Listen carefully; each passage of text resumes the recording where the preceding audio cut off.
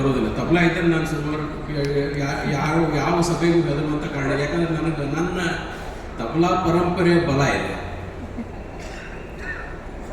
ಪರಂಪರೆ, ನಮ್ಮ ದೇಶದ ಪರಂಪರೆ ನಾವೀಗ ನೆನಪು ಮಾಡ್ಕೋಬೇಕು. ಯಾಕಂತಂದರೆ ಅದ್ರದ್ದು ಬಲನೂ ನಮ್ಮ ಬಲ. ಈಗ ನನ್ನ ವೈಯಕ್ತಿಕ ನೆಲೆಯಲ್ಲಿ ತಬಲಾ ಪರಂಪರೆ, ನನ್ನ ಸಂಗೀತ, ನನ್ನ ಗುರುಗಳು, ಅವ್ರ ಹಿಂದೆ ಅವರು ಪರಂಪರೆ ಶಕ್ತಿ ನನ್ನನ್ನು ಹೆಂಗೆ ಕಾಯ್ತಿದ್ದೇನೆ. ತಬಲಾ ಹಿಡ್ಕೊಂಡ್ರೆ ಅಷ್ಟೇ. ಈಗ ಮಾತಾಡಿದ್ರೆ ನಾನು ಹೆದರ್ತಿದ್ದೇನೆ, ನಡಕ್ತಿದ್ದೇನೆ. ಇಷ್ಟು ದೊಡ್ಡ ಸಭೆಯೊಳಗೆ ನಾನು ಮಾತಾಡೋದು ಭಾಳ ಕಷ್ಟ.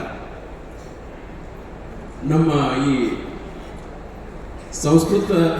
ಸಂಸ್ಕಾರ ಭಾರತಿಯವರು ಈ ಕಾರ್ಯಕ್ರಮವನ್ನು ಕಲಾ ಸಾಧಕ ಸಂಗಮ ಏನು ಅಂದ್ಕೊಂಡಾರ, ಈಗ ನಮ್ಮ ಪ್ರಸ್ತುತ ಸಮಯಕ್ಕೆ ಬಹಳ ಅವಶ್ಯಕ. ಯಾಕಂದರೆ ನಾವು ನಮ್ಮ ತನನ ನೆನಪು ಹಾಕ್ತಿದ್ದೇವೆ ಕಾರಣಾಂತರಗಳಿಂದ ಈ ಎಲ್ಲ ಬೆಳವಣಿಗೆಗಳೇ ಆಗ್ಯಾವ. ಅದನ್ನು ನಮ್ಮಲ್ಲಿ ನಮ್ಮ ಸಂಸ್ಕೃತಿಯನ್ನು ಬಿಂಬಿಸುವಂಥದ್ದು, ನಮ್ಮಲ್ಲಿ ಅದರ ಬಗ್ಗೆ ಹೆಮ್ಮೆ ಪಡುವಂಥದ್ದು ಒಂದು ಕೆಲಸ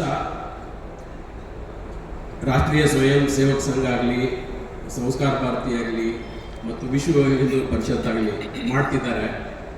ನಿಸ್ವಾರ್ಥವಾಗಿ ಮಾಡ್ತಿದ್ದಾರೆ. ಅದು ನಾವು ನಮ್ಮೆಲ್ಲ ಸಹಕಾರ ಅದಕ್ಕೆ ನಾವು ಎಲ್ಲ ರೀತಿಯಿಂದ ಕೊಡಬೇಕು. ಈಗ